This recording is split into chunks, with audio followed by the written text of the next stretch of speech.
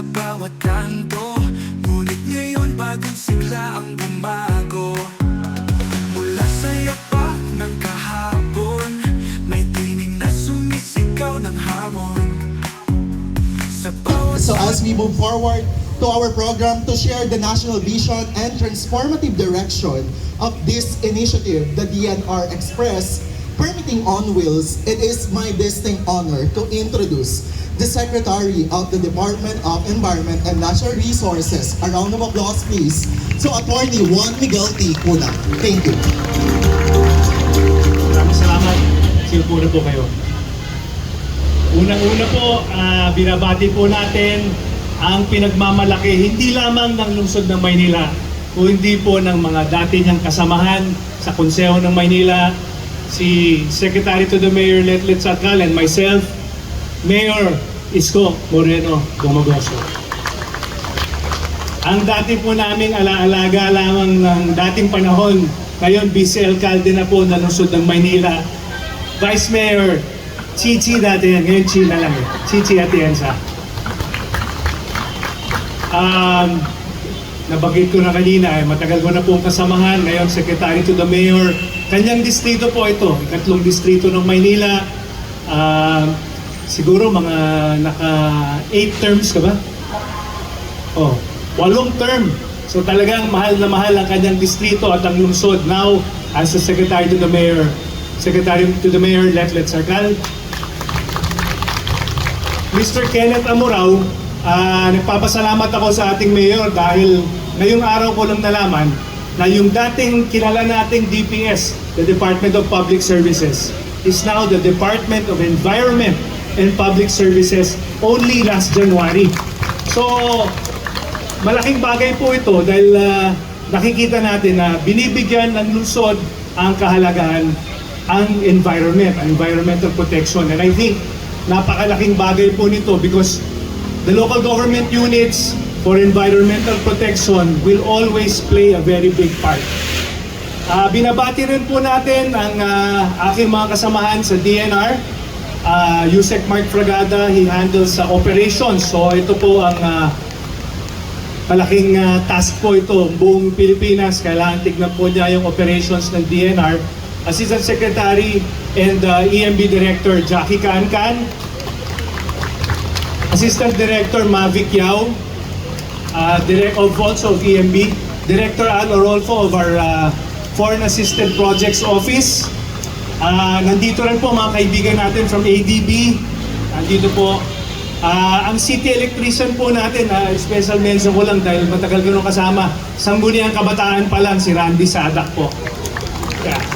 And our planning office also is here. Ang mga kaibigan natin sa media and from the private sector, from the DNR and EMB. Gusto kong banggitin nga pala, Mayor, kasi nandito yung Regional Executive Director ng NCR, si Attorney Michael Matias, at ang RD ng EMB NCR, kung saan may nakasakop dito sa lungsod ng Maynila, si RD Janice Pamit, na kanina pang ini-interview tungkol sa isang pangyayari sa ibang lungsod. So, gaya po na sabi ni Mayor kanina, itong permitting on wheels naisip po namin dahil bagamat medyo matagal na po ang mga batas, most of environmental laws matagal nang naipasa, except for the extended producer responsibility na fairly new, 2022 lang. Pero naobserbahan po namin, marami pa rin sa ating mga mamamayan, hindi po nila alam yung mga provisions ng batas, lalo na yung mga obligasyon nila sa ilalim ng mga batas.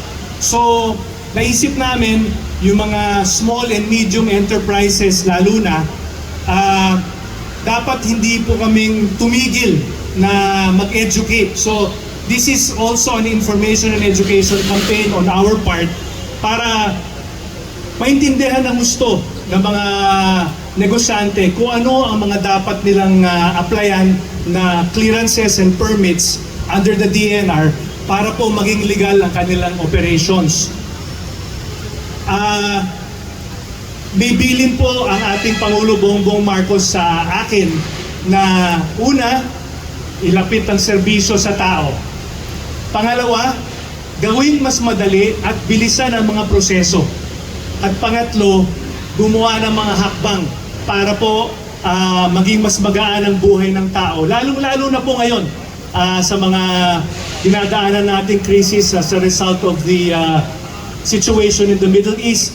So, minabuti po namin na ilapit sa mga tao ang mga serbisyo, maturuan sila ng gusto, pati na rin po ang pamahalaang lokal. We want to be able to also capacitate the local government units para hindi na po kailangan pumuntang central office ng DNR yung mga tao.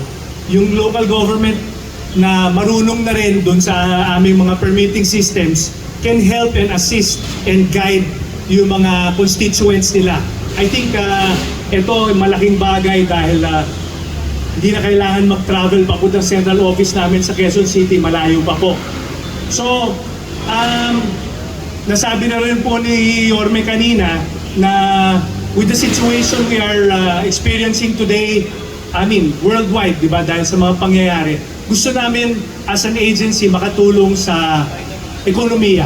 So, one way na makatulong po is pabilisin ang mga proseso para makapag-operate na kaagad ang mga negosyo para magkaroon ng trabaho.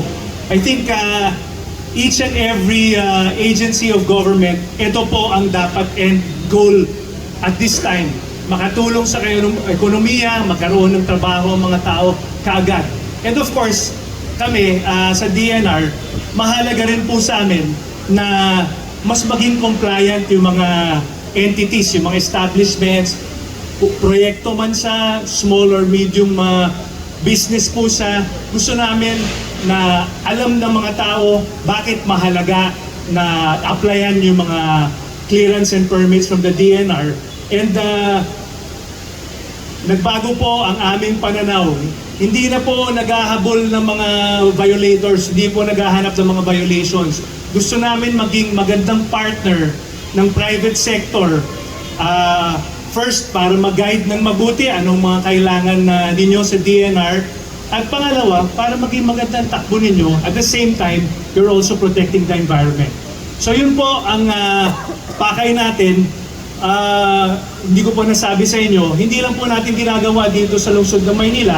Ginagawa po natin ito in all 17 regions of the country. So right now, simultaneously, ginagawa natin sa lahat ng rehiyon. And we plan to do it monthly. So we will be assessing yung pag-conduct po natin ito today. Sasabit po ng report ang lahat ng mga region sa amin para alam po namin how we can improve the system ng pag-conduct nitong activity na to. For instance, gusto namin dumating ang panahon na pagka nag-apply ka dito, posibleng makuha mo na yung permit on the spot today. So we will disseminate earlier kung ano ang mga requirements for every permit or clearance that you will apply for. And if you're able to bring it on site, we will push na ma-issue natin on the same day. Ganito po ang kailangan natin gawin. Sa matagal na panahon, nakafocus po ang DNR sa aking obserbasyon. And I'm a credible witness dahil 19 years na po ako dito sa DNR. Nakafocus tayo sa mga proseso. Tumatagal ang mga proseso at hindi makapag-umpisa kaagad ang mga negosyo at hindi nagkakaroon ng hanap buhay kaagad. Ang naging direksyon po natin ngayon ay i-channel natin ang resources and focus natin on enforcement and monitoring. Kapag nandyan na po, ini-implement na po yung project, dyan po tayo mag-focus para siguraduhin natin na hindi magkakaroon ng mga aksidente, yung mga site ng mga projects natin at compliant sa water quality, sa air quality, standards po natin ang iba't ibang mga entities at saka mga negosyo. So muli po, in behalf of the entire Department of Environment and Natural Resources, nagpapasalamat po kami sa lungsod ng Maynila. Minarapat namin na dito magsimula in NCR as the capital city of the country. At syempre, bias na rin po dahil taga rito po ako. So we're very happy and thankful sa lahat po ng mga opisyal ng ating lungsod sa pangunguna po ni Mayor Isko Moreno at ni Vice Mayor Chia Atienza. So we hope this will be able to help our countrymen throughout the country in all 17 regions, and we assure you that we will improve on this system as we go along every month. Maraming salamat po. Alright, thank you so much once again, Secretary Cuna, for your leadership and for steering us toward a more responsive, digital, and citizen-centered environmental governance.